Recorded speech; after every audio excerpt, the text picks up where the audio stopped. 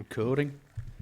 Ladies and gentlemen, boys and girls, welcome to today's podcast, hosted by this bloke over here. No, let's stop. Okay, cut that out completely. Cut that. First 10 seconds, gone.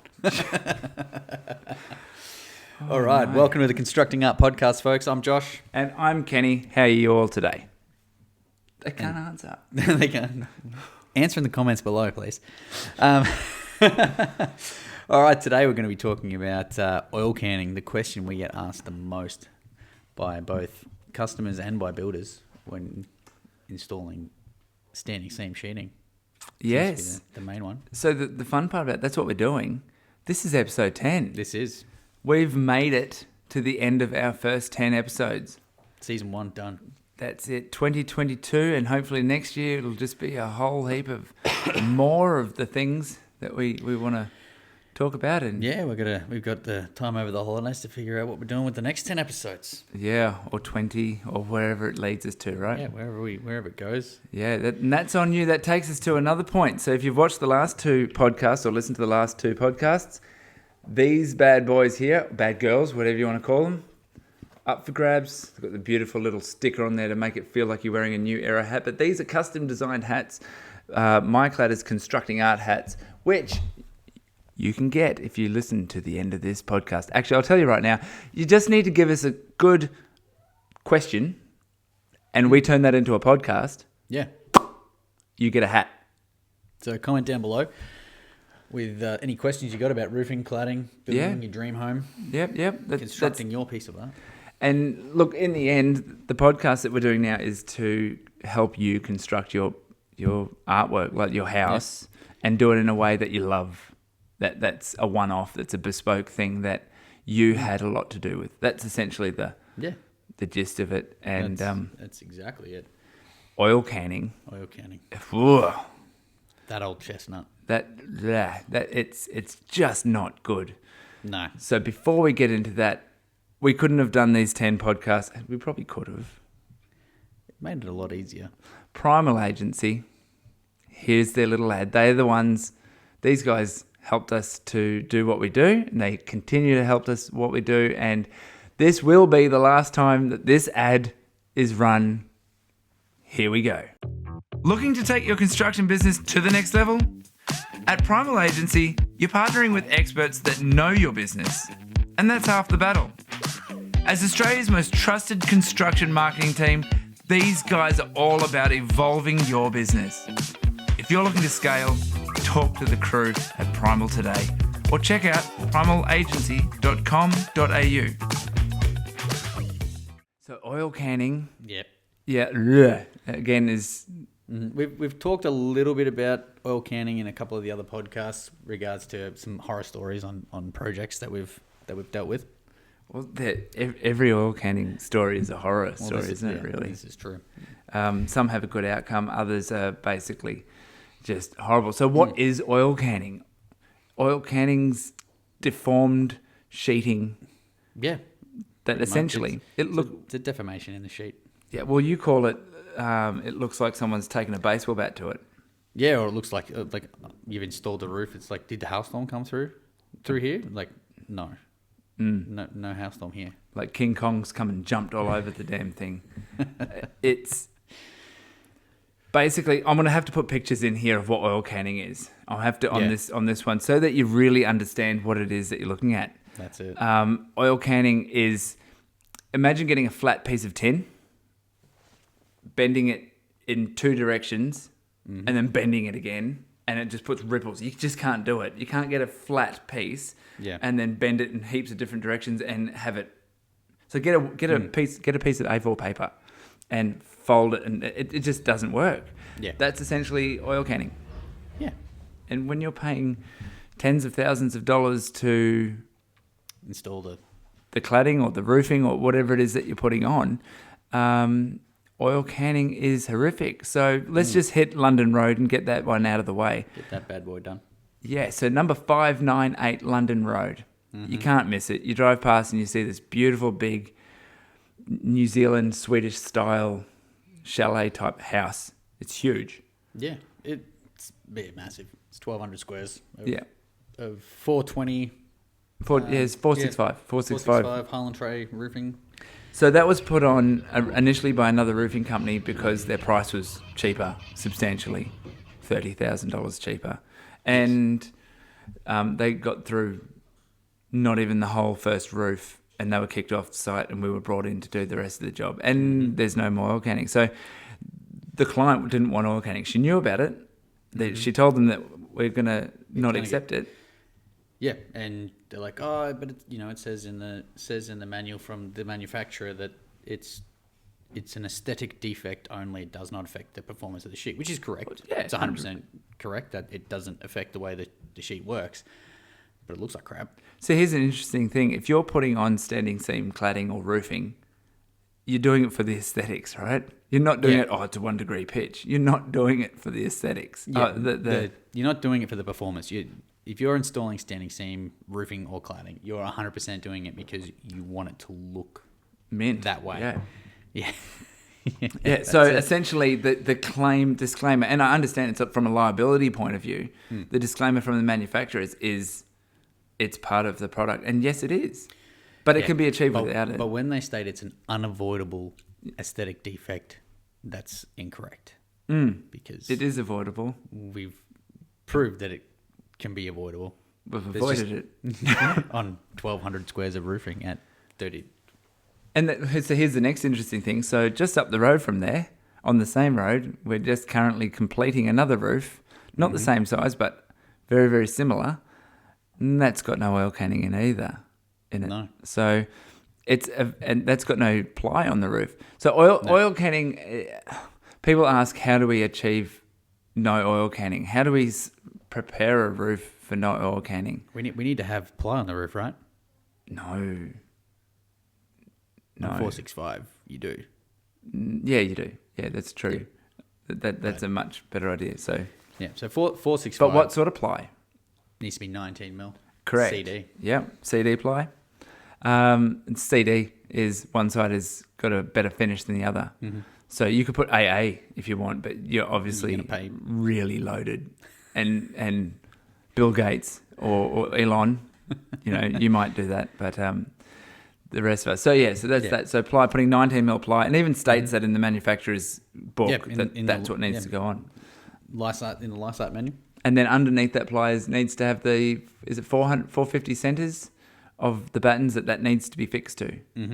So you can't just go fixing that directly to the trusses, although that's what happened at some jobs. What some people do. Yes. So it's an expensive exercise, but it's required. If you're going to that extent, you need to do it. Under that, though, if you go down to a 320 or below, you can do that on battens. Yeah. Yep. 40 mil battens at 450 centres on the roof, and you'll have no issues whatsoever if you know how to install it properly. Yes. And there's challenges with it. So there's oil canning. Now, oil canning doesn't just come to the sheeting. The sheeting does happen on flashings, on big face barge flashings or whatever. So let's go back to the beginning of when oil canning and our experience with oil canning. Yeah, of our oil canning journey. Yeah, exactly, right? So oil canning never used to be a thing. Well, not really, until you could make crazy things out of Colorbond. You could do huge fascias. You could do all these different custom-made things with Colorbond. And the gauge of Colorbond is very, very thin. And so you're going to have this deformation in that. Yeah, so it's half a mil. There's a lot of things that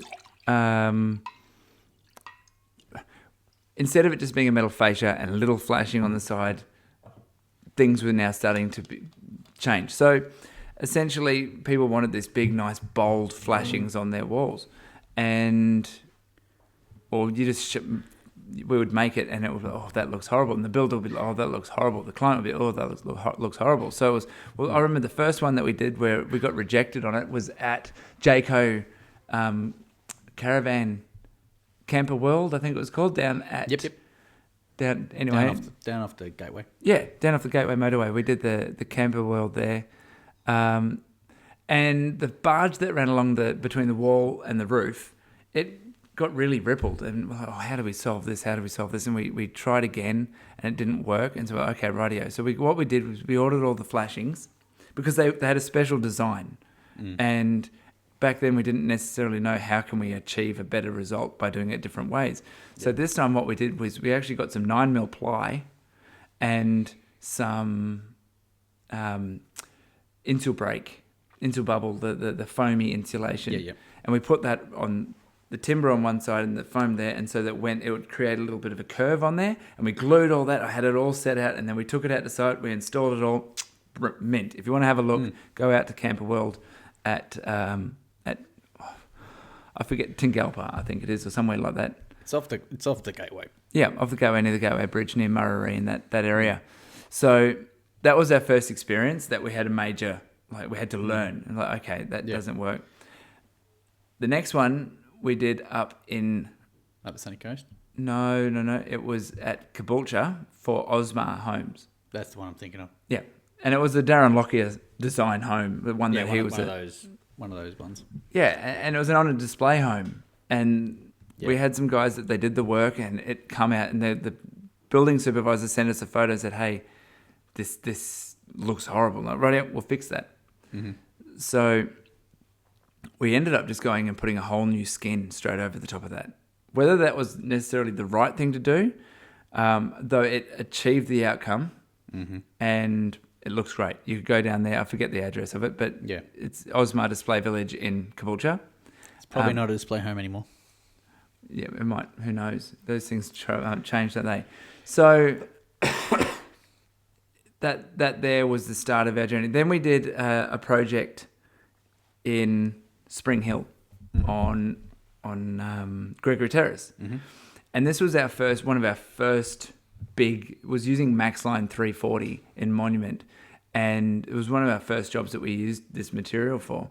And the cuts around the windows, with the whole job finished, the roof was good. There's no oil canning in the roof, and then there was oil canning around the windows.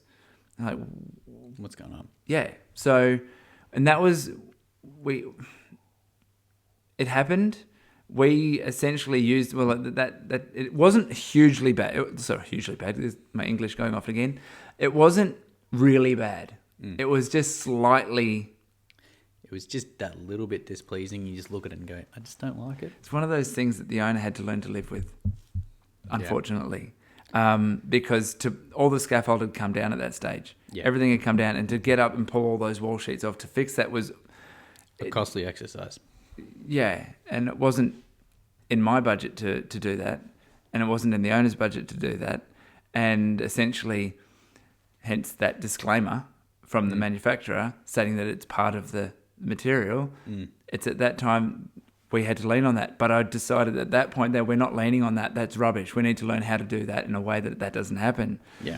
So from that we learnt different systems, and we continue every single time to learn different systems, and I'm pretty happy with the one we're using now. We learnt different systems on how to avoid those sections around the windows from oil canning.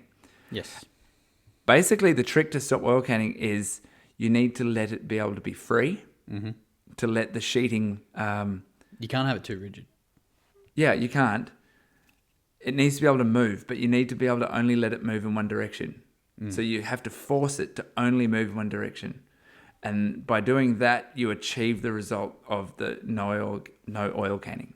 Yeah, well, I mean, for London Road, we strapped a couple of pellets together with some ply and mucked around and figured out exactly what we needed to do in order to stop it from... Well, let's turn that one back. Let's go back to putting it to perspective of that London Road story where the other roofing company came in, they got kicked off. We're like, well, hang on. Yeah. We're not going to go down this same path. We just started doing our own R&D. Yes. So at the office, we got the truck, we got some pallets, and we got some material, and we just pressure tested it using different spines. So essentially the spine creates the curve in the sheet. And I don't really want to tell people how to stop the oil canning because that takes away our expertise and we're giving it away for free. But essentially on a standing seam sheet, if you put a spine underneath between the ribs in the flat section, you're helping push the sheet to force it, like I said before, force it in one direction and not the band. Okay, so I mean, I'm a Justin Bieber fan, but One Direction, not so much. So yeah, that's basically that. We pressure test it. So our journey of the oil canning hasn't come from we're just awesome at doing this and we know how to do it. It's come from us making mistakes and then we're not perfect, but we've learned how to fix those mistakes as we go along. And every job we look at what can we improve and what can we improve. And that's the other thing I think as well, is that the spines aren't always needed, but it's project depending, and we've got to try and figure that out as we go. Here's an interesting one I just thought of. We did a house. It's just won the HIA, the 2022 HIA custom built home between $1 and $2 million home of the year. Yes, at High Val. No, at Burbank. Sorry, right. So wrong house. It just won it, and it's amazing, beautiful house. A downside to it was that the material, the Colorbond material, actually started delaminating on 3 sheets. And so we had to replace one whole side of the roof. And that roof there did have spines. So we had the battens on, and then we had spines on there. And what we used for spines there was actually mini corrie and some Insulbreak, the foam insulation, because we know that will handle going up against the sheet because it's already engineered to do that. So we replaced the roof, and the owner called up and said, "Hey, Kenny, there's oil canning in this roof now. Well, there wasn't oil canning before." It's like, what? So essentially, we'll go back there and we'll fix that, and it'll be fun. However, the point that I'm bringing to that is, when we replaced that, the boys on site, we basically trusted the fact that the way that we'd done it previously was going to work this time. Whereas what actually happened was the coil that came is a different coil. And so it'll have different integrities in different parts of the coil. Yeah. And so in the replacement of those sheets, we actually needed to go and install every single one on its own merits again, with a spine, making sure the spine was right, and inspecting each and every line, rather than trusting on the fact that what we'd done previously was going to work again. So this was only this year that we did this. So we're continuing to to learn, evolve, and figure it all out. Like I said, every single project that we ever do, we treat it 100% bespoke, and things aren't going to work the same way we've done them previously. So oil canning. So I've got, we get phone calls, we get emails, we get messages through Facebook and the rest, not direct messages. We go through some. Anyway, I don't need to talk to you guys all about that. We get people communicate with us asking, how do I avoid oil canning, and how do we do this without oil canning, and do we need this and do we need that? And sometimes we get a phone call saying our roofer has done this and it's oil canning, and they're saying they're not going to do anything about it. And they ask for my expertise in how can we rectify that, and what have they done wrong, and what have you. Now, this is a really hard, it's always really hard, because I can look at the photos they send me and go, okay, look, this here, they should have done this, they could have done this, it looks like this, it looks like this. And most of the time, the response that comes back is, we did this. This is what the roofer is saying. And the roofer gets involved, and it's all defense. They've apparently done everything right, and they fall on the sword. They don't fall on the sword. They fall on the disclaimer of the manufacturer stating that. So it's really unfortunate that this happens, though it happens a lot. So this is why it's very, very important to ensure that before, and talking about the cladding and the roofing videos, the podcast that we did earlier, in those we talked about ensuring that you, like the cladding one mainly, ensuring that you get the builder to get someone who knows what they're doing with the experience to be quoting the job before you get to contract. Because if you're doing something fancy, you need to ensure that feel free to say to the builder, who is your roofer? Who is it that you're getting to do this? No two contractors are the same. Like, for example, again, London Road, the contractor that performed those had only done 2 projects Yeah. of wall cladding. Commercial. No, they've done roofs, but they were commercial, and one of them was flat that you couldn't see from anywhere. Yeah. So compared to our experience of having 50 plus projects at that point in time, like, are you going to go with the guy who's just freshly done it, or are you going to go with the guy who's done a lot of it? And it's things like, just because it's a nice price point, that's not going to hurt your back pocket at the start. That could be something that happens, but then you end up in a situation where you're now having to pay all over again to have that done properly, because they're still in the legal right to be paid. You can't not pay them for doing a disclaimer job. Yeah.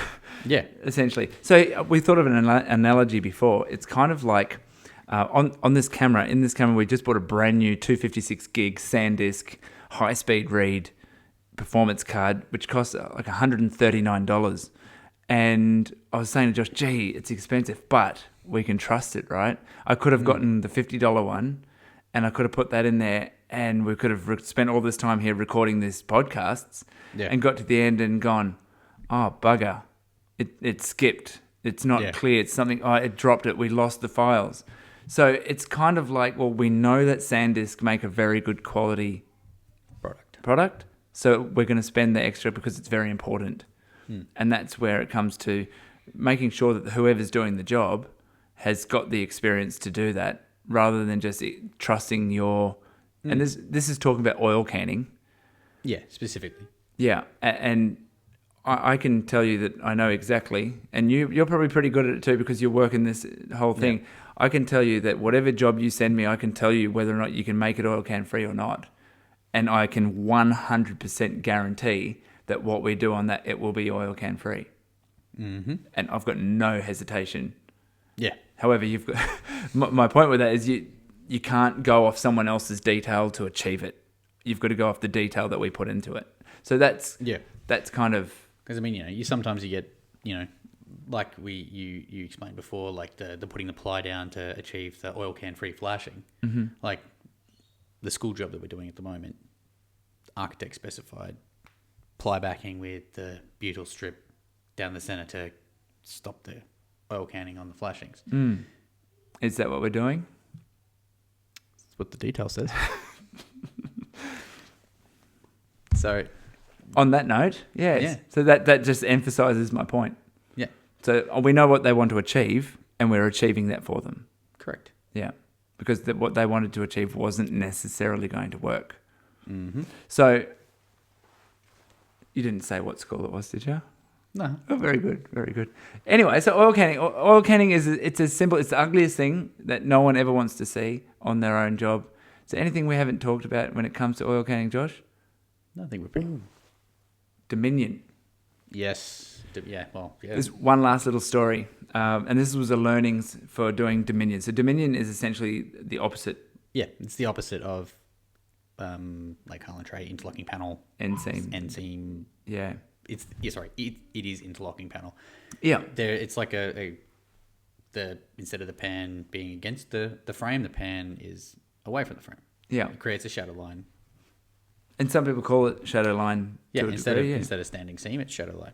So we did this project again for Osmar Homes that was a display home in Upper Kedron. Mm-hmm. And it was the first time we had ever installed Dominion. Never installed it. And I think we've only done it once since. It hasn't really taken off in the way that... I think it's more in a commercial space. Yes. Though we did the wall cladding, we put it all up, scaffold was up, we did that, and it looked beautiful. It came down, the scaffolding came down, the sun came out, and the oil canning shone in multiple locations. So in that, what we ended up doing is I had to hire a boom. We got out there and we went through and we released the tension off the screws. So where we'd screwed the sheets on, they'd sort of lifted the sheet a tiny bit rather than being a perfect screw in and being real. That covers it really well. Instead of putting a drill hole through, I know I'm loose, aren't I? Putting a screw in. The screws that we put in originally put too much tension on it. Yeah. By backing the screws out and changing the way that we put the screws back into it, it just completely removed the oil canning. So, So too much tension on the screws can cause oil canning. Not enough tension on the screws can cause oil canning. You've got to find that perfect little place. right. And so it's just trial and error, essentially. So no one's perfect. Experience brings, consistent effort moving forward, and experience helps for a really good design, good outcome, and that's why we're constructing art. Yeah. Experience mitigates risk. Yeah. So end of 2020. Merry Christmas to 2022, mate. Oh my goodness, COVID. 2 years out, mate. The end of 2022. 10 episodes through. Done. It's Merry Christmas to everyone. Thank you for all of your views, all 9 of yours. I saw them, the 9 views. It's been good. We've enjoyed that. It's something that we've wanted to do, Josh, for like we talk enough years. Crap on the phone about this sort of stuff that it's like, why don't we give some of that pearls of wisdom out to everyone else? Well, how many times we'll have a conversation, like I'll be driving back from somewhere, we'll be talking about things, and we'll talk for like 20 minutes solid and going, gee, that could have been a podcast right there. And yeah, it's I hope you're enjoying it. It would be good to know what people think. Because you asked your wife, and Loz turns around and says, that's so boring. Yeah, but you're not interested in that. Yeah. And you're not trying to build a home. You're not trying to... We're trying to help people build their dream home and make sure that, it looks amazing. Yeah, and just trying to show you who we are as well at the same time. Yeah. We're just a couple of guys that just keep getting up out of bed and having a go. Mm-hmm. And let us know what you think, guys. Seriously, please comment. Comment down below. You could win a hat. We can cover your questions off on the next season. Yeah, and look, we want to work with you guys. If you want to work with us or help you out, if we can help you out. Yeah. All customers end up being friends, and we love working with new people, happy people. Yeah. Do you want us to, like, over the next season? Do you want us to interview other experts in the field? Yeah. Interview our sales reps and see what they have to say about their products and all that sort of stuff. Do you want us to interview customers? Do you want us to talk about certain problems that you've got on your build? Yeah. Do you want us to interview you? Yeah. Do you want to do a podcast where you ask us? Do you have your own podcast and you want us to be a part of that? All sorts of things. Look, we just love this. We love doing it and getting in there. It's good fun. There was something I was going to say, but I completely forgot it. So that must be too important. Must be it. Did we do a primal ad earlier? We did, didn't we? Yep, at the start. Yeah, that's done. That's the end. That's it. That's it for the year. There we go. All right, Merry Christmas. See you, folks. Say hi to your mum for me. Sorry, I stole that off. What's his name? Oh, mate.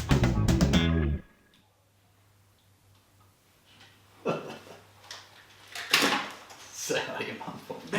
Who did say hi to your mum for me? Oh, mate. It's it. Someone. He's the guy, Rove McMahon.